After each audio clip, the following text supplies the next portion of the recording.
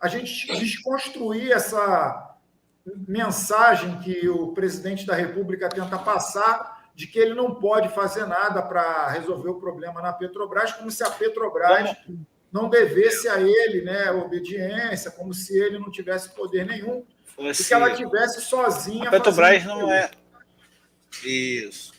A Petrobras não é autossuficiente sobre esse aspecto. A Petrobras é autossuficiente no sentido de produzir petróleo, deter tecnologia e acessar aí as reservas de petróleo que causam, né, proporcionam, melhor dizendo, essa riqueza que é gerada para o país. Tá? Essa aí é a autossuficiência que a Petrobras possui. E para isso, eu trouxe alguns números aqui nessa abordagem técnica, porque eu sempre digo que a abordagem técnica ela vence barreiras. De ideologia a gente não vive. Né? A gente, nesse sentido, outubro de 2016, Pedro Parente, então presidente da Petrobras, determina aí, através da decisão do governo federal, vindo aí do Temer, a mudança de preços praticados. Vai para PPI, que é essa paridade com preços internacionais, e na época o barril do petróleo girava em torno de $50. Para vocês terem uma ideia, um barril de petróleo é o equivalente a 160 litros de óleo, tá? Esse óleo cru, como é chamado. Hoje, o barril do petróleo gira em torno de $115, ou seja, nesse intervalo de outubro de 2016 a junho de 2022, nós estamos aí com mais de 100% de elevação do preço, em dólar. Lembrando a vocês que todos os produtos e serviços no Brasil têm algum componente de custo que leva em conta o preço do combustível praticado, seja diesel, seja gasolina, seja o que for. Tá? Beleza. Lá em 2016, o preço do combustível era R$ 3,75, 76 centavos, praticado na média no Brasil. Hoje, esse preço gira em torno de R$ 7,50.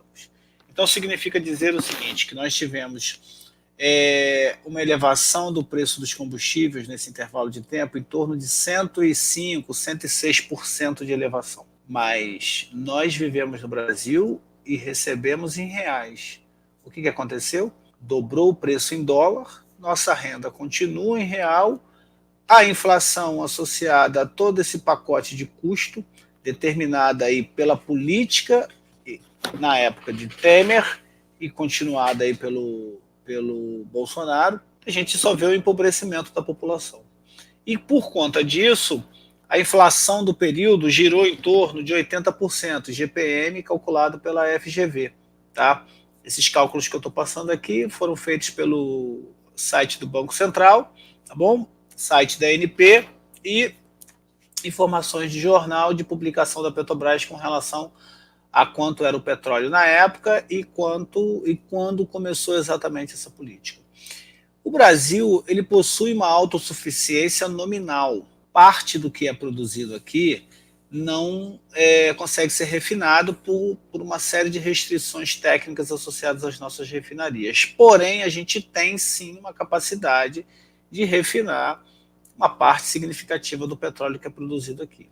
A questão toda é que a empresa segue determinações dos seus gestores. O seu gestor hoje, que é o mandatário do governo que está presente nesse momento, vindo aí de Temer para cá, assumiu esse papel extremamente liberal, e nesse papel extremamente liberal, quem está pagando esse preço somos nós, é a dona de casa, é aquela senhora que está sendo queimada porque está utilizando o álcool para poder iniciar uma fogueira, para poder aquecer seu alimento, né, ou cozinhar o seu alimento, porque ela já não está tendo condições de comprar o gás de cozinha, o famoso botijão de gás.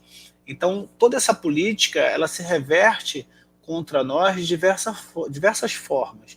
Se reverte contra nós porque a Petrobras, uma empresa do porte que é, da importância que é, do desenvolvimento industrial e tecnológico que possui, vem sendo apedrejada pelo mesmo governo que determina qual é o preço que ela tem que praticar. Sabe, como eu não consigo mandar na casa dos outros, mas na minha casa, pelo menos, eu tenho que ter alguma autonomia. Então, a casa é dele. Ele tem autonomia sobre isso. A gente também não pode ficar refém dessa política, desse mercado, como o Marcelo tão bem coloca, dessa banca que está aí, desse ente que a gente coloca como se fosse o bem maior. Por quê? Porque as pessoas estão morrendo, as pessoas não estão se alimentando, as pessoas estão se queimando, as pessoas não estão conseguindo minimamente bancar o seu dia a dia. E, por conta disso, a gente tem toda essa política de desmonte, não só da coisa pública, mas também das empresas de economia mista, como é a Petrobras, já que ela não é uma estatal, ela tem participação do governo e tem participação no mercado de ações. Aí alguém poderia fazer um contraponto e falar, poxa, Fábio, mas se ela tem participação no mercado de ações e ela deve ali obediência ao mercado, então ela tem que praticar o preço de mercado. Sim e não, porque na verdade o bem maior que a Petrobras tem que estar observando é o Brasil e a sociedade brasileira. Não estou aqui com um discurso de Alice no País das Maravilhas, mas com um discurso do seguinte: então que se crie um fundo soberano, algo estruturado, que se crie alguma forma como era feito antes, em que você pratica um preço um pouquinho maior, quando o preço do petróleo está mais atraente, no sentido de estar mais baixo, depois quando o preço do petróleo estiver mais elevado, você ganha dessa forma. Então você está ali sem essa coisa forte e desenfreada de ter lucro a todo custo. Ter lucro a todo e qualquer custo significa que o acionista hoje, lá da Petrobras, ele está ganhando lucros, ele está ganhando dividendos, enquanto na ponta a dona de casa, o trabalhador brasileiro, não consegue se alimentar direito. Então a gente tem que de alguma forma se posicionar contra essa questão, explicar tecnicamente o que está acontecendo, e não vão ser artifícios temporários ou de curto prazo que vão resolver essa situação. Isso tem que ser encarado de frente, tem que ser colocado qual é o papel social que a empresa possui na economia e todo esse posicionamento associado a isso, parar de punir a população e parar de apedrejar a Petrobras nesse aspecto. Nós temos capacidade de refino, sim, o que daria também para transformar esse preço, em certa medida, em reais. Então vamos fazer uma média ponderada, isso aí se aprende no ensino médio, né? Sim, a gente tem um componente em dólar? Tem. A gente tem um componente em dólar associado aos custos de produção de petróleo e refino? Tem, mas qual é a parcela disso? E aí eu vou incorporar apenas esses custos, e os outros custos eu vou transformá-los em reais para que eu possa defender a população. Porque se paga um preço maior, porque, por exemplo, o PIB não está crescendo. Por quê? Porque a inflação está corroendo. Não se gera emprego. Por quê? Porque a inflação está corroendo.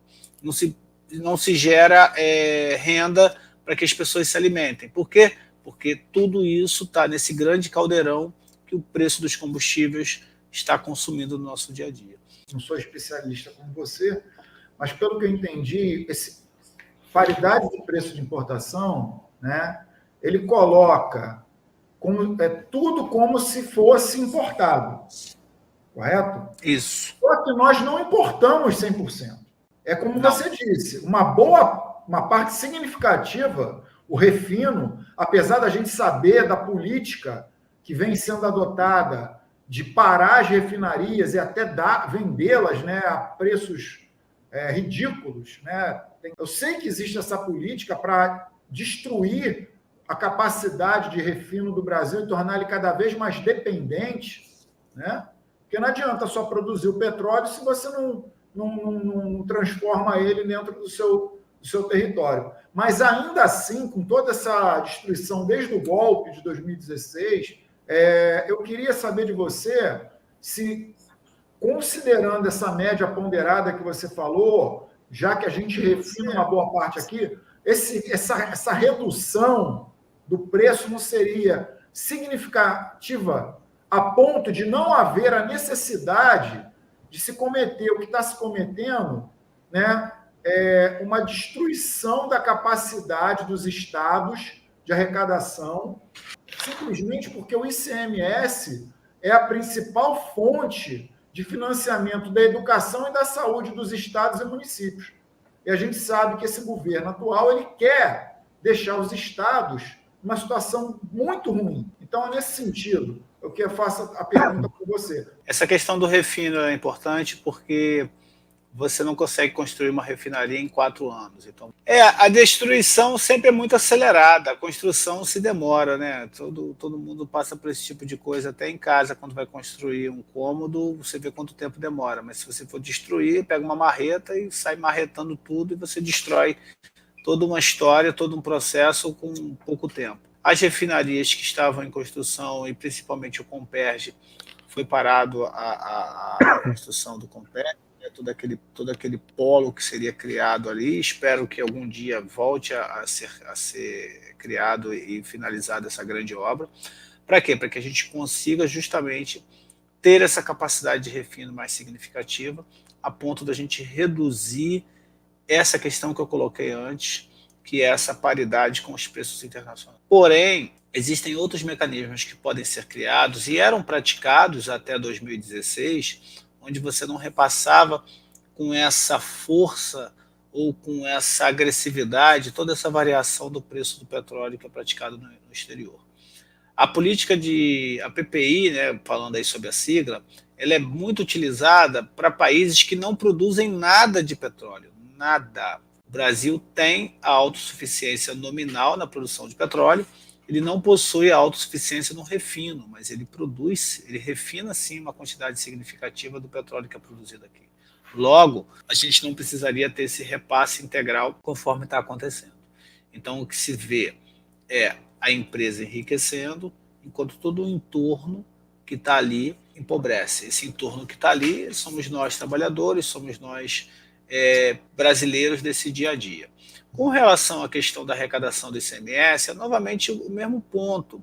Ou seja, é a ideologia. Gente, olha só, a gente vive, a grosso modo, de senso comum, ideologia e ciência. Vamos discutir ciência. Ideologia é quando a gente está se candidatando a algum cargo político. Então a gente fica nesse sentido. E o senso comum, em muitas situações, nos leva a decisões erradas. Vamos falar da ciência. O ICMS, ele está aí, está sendo praticado já há vários anos, e o que ele faz? Ele faz uma coleta de preço do intervalo, por exemplo, dos últimos 15 dias em certa região do estado, e ali ele vai praticar aquele ICMS médio em cima do preço do combustível. Se a empresa repassa, a empresa é essa, a Petrobras, eleva o preço do combustível, tudo que vem a reboque desdobra para tal. Então, novamente, está se pegando o chapéu, colocando na cabeça de uma outra pessoa. Essa pessoa é uma entidade chamada governo estadual.